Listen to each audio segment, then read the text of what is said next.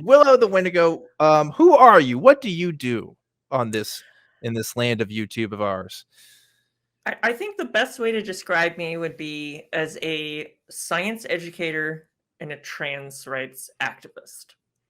I also do LGBTQ rights. I Mm-hmm. tend to go after bigoted Christian pastors. Um, and whenever I educate about science, I'm also often educating myself because I don't know a lot. I have no actual formal education in science other than what we all would learn in college and high school. But it's something that I enjoy communicating. So I try to share with viewers what I learn and what I enjoy. And that means videos are kind of slow to come out, but they tend to be well researched and people seem to enjoy them. And I will say you got some very cool special effects, or it's magic. I don't know which of the two. Again, the whole Wendigo thing is really throwing me off. Right? You be the judge.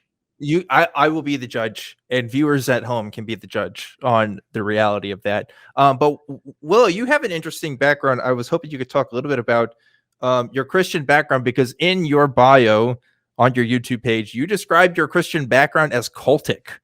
So what does that mean?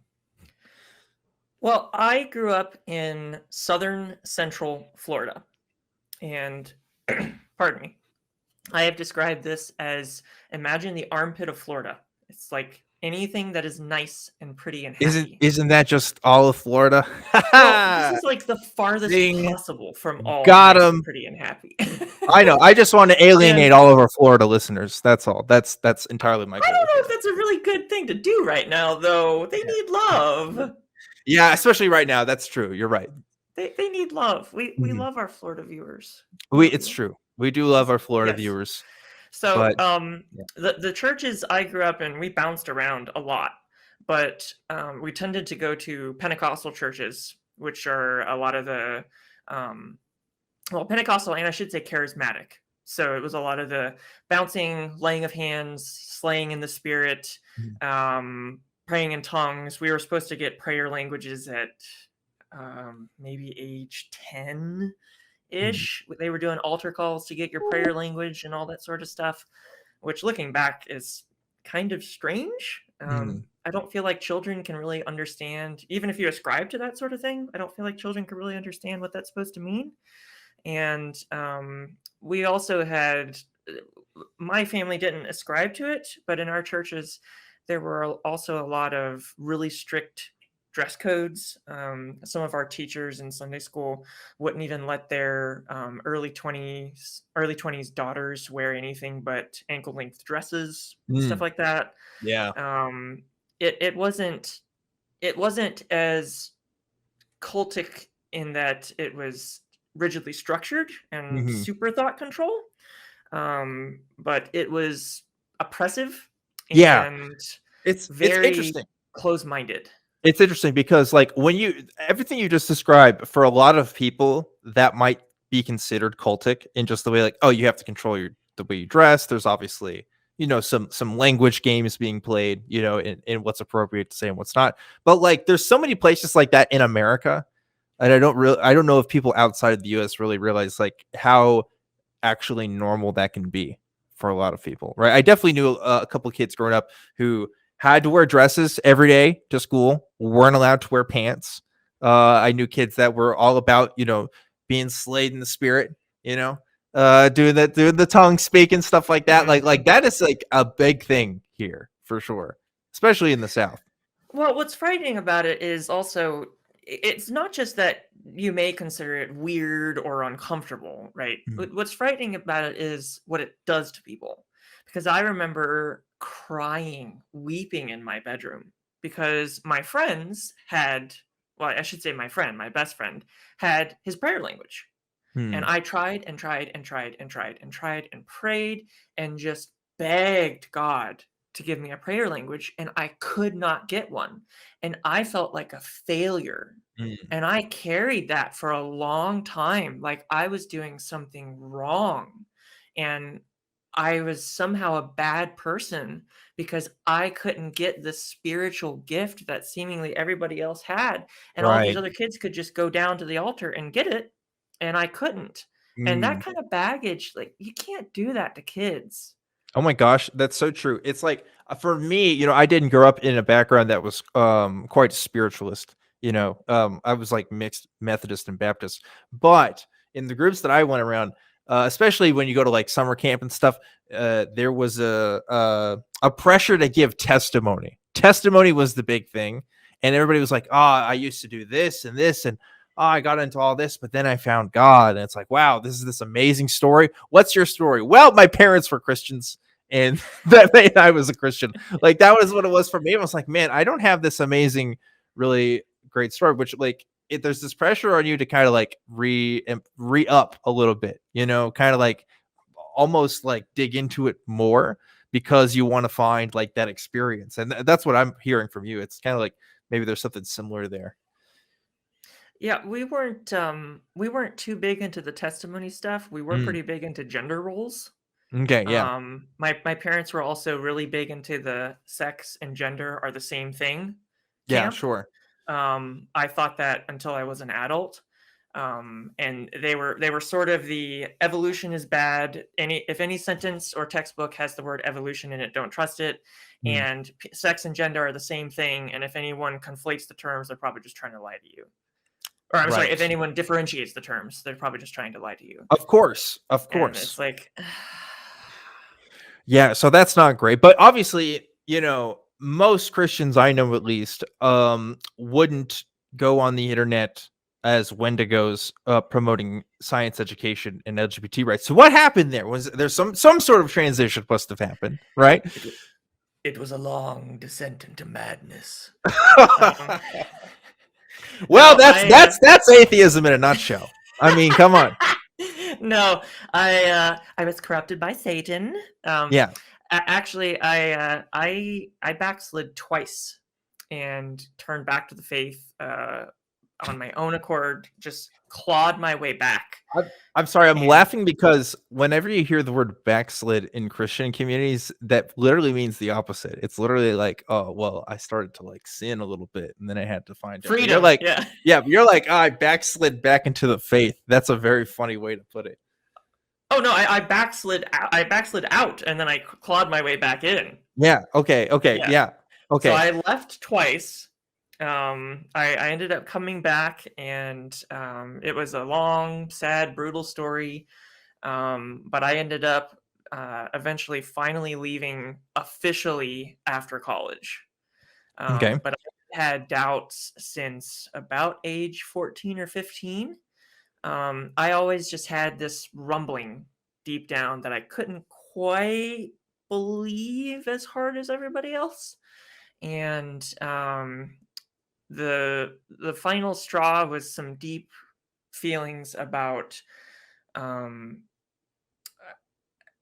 I guess the best way to put it without getting into a long drawn out conversation is it's along the lines but slightly different of why would God make everything the way it is. Okay. Sure. um it's deeper than that, but that's Sure. kind of Like like the of a fast problem of evil, but like a little bit more kind of, complicated. yeah. Sure.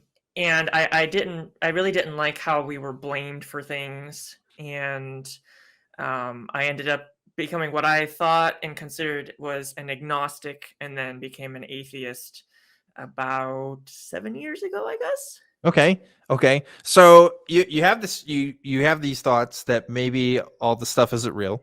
You start to question it, and then you have this new label for yourself. How did you go from that to now you're going to make content on the internet talking about why everybody else is full of shit?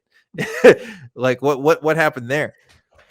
Um, I actually decided to make a YouTube channel for the first time under a different name back in 2017. And it made it to like 20 or 30 subscribers. And it was mostly just me by myself, angry in a studio apartment, more or less. And it was good for what it was because it was a way for me to vent and a way for me to heal from some trauma. But it didn't really accomplish much outside of what just me ranting. Sure. And you fast forward about 3 years 4 years, I didn't really do anything with the channel, and I ended up actually getting legally disabled because of PTSD.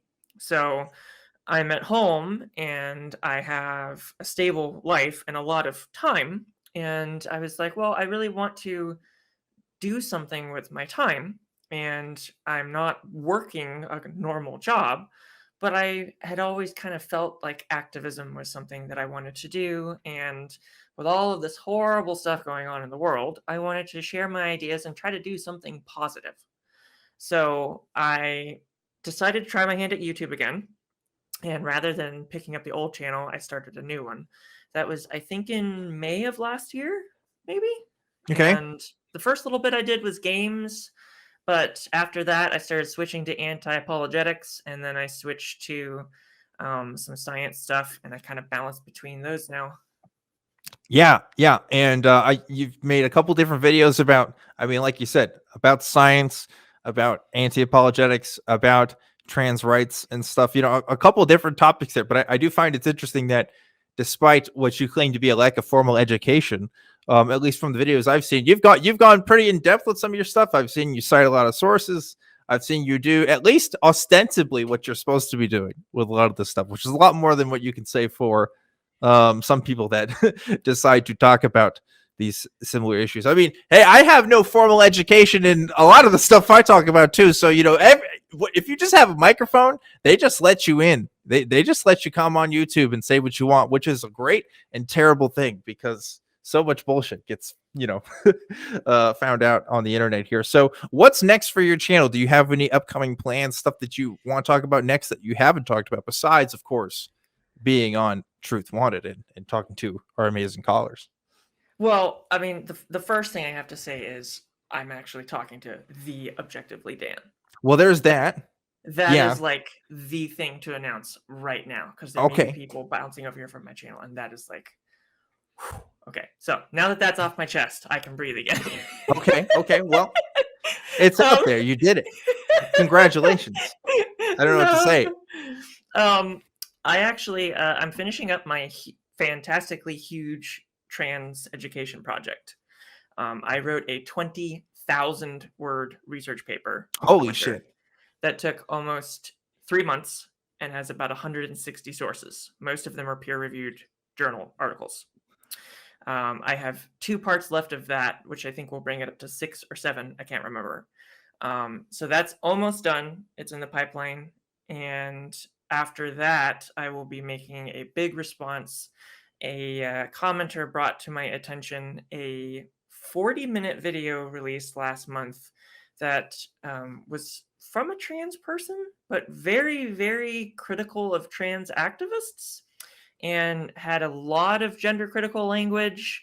Essentially says hormone therapy is bad / dangerous and shouldn't be given to people until they're 18. Lots of very broad blanket statements with no evidence whatsoever.